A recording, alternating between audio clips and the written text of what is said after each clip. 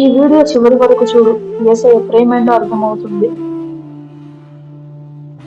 నువ్వు ప్రేమించిన వారు నిన్ను దూరం పెడుతున్న నీ ప్రవర్తనతో నువ్వు దూరం పెడుతున్న యేసయ్య మాత్రం నిన్ను ఎందుకు విడవక ప్రేమిస్తున్నాడో తెలుసా?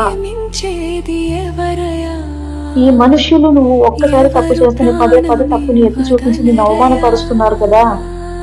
మరి తల్లిదండ్రులకు ఎవరికి తెలియకుండా చేసిన ప్రతి పాపం ఆయన చూశాడు కదా. నువ్వు ఇలాంటి వాడిని ఒక్కసారైనా చెప్పాడా? నిన్ను చూసి హేళన చేశాడా? నీకు రోజు అవకాశాలు ఇస్తూ నీ గురించి మొత్తం తెలిసిన నిన్ను ఇంకా ప్రేమిస్తూ ప్రతి రోజు నీతో మాట్లాడుతున్నాడు కదా. ఆయనతో మాట్లాడడానికి నీకు సమయం దొరికిన ఫోన్ పట్టుకుని టైం వేస్ట్ చేస్తూ 2 నిమిషాలు కూడా మోకరించక పోయినా నీకు అన్ని ఇస్తున్నాడని చులకన అయిందా ఆయన ప్రేమ? నువ్వు మర్చిపోయావా ప్రేమను? నువ్వు దూరమైన సమయంలో నిన్ను వెతుక్కుంటూ వచ్చాడు కదా. నువ్వు శత్రువులాగా మారిన నిన్ను ఇంట్లో చేర్చుకోవడానికి కూడా వెనకాడలేదు కదా. చేసిన పాపాన్ని ఒప్పుకుంటూ మళ్ళీ మళ్ళీ అదే పాపం ఎలా చేయాలనిపిస్తుంది? బానిస అయిపోయావు కదా, లేవలేకపోతున్నావు కదా.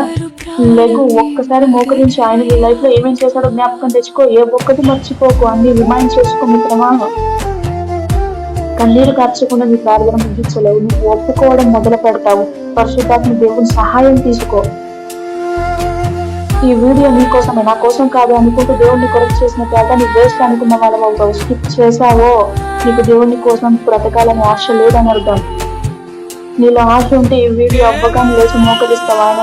ఆయనకు నచ్చనిది ఏది నీలో ఉన్నా విడిచిపెట్టడానికి ఆలోచించవు. ఏమో, ఇదే నువ్వు చూసే చివరి వీడియో అవ్వచ్చు. ఇదే నేను అప్లోడ్ చేసే చివరి వీడియో కావచ్చు.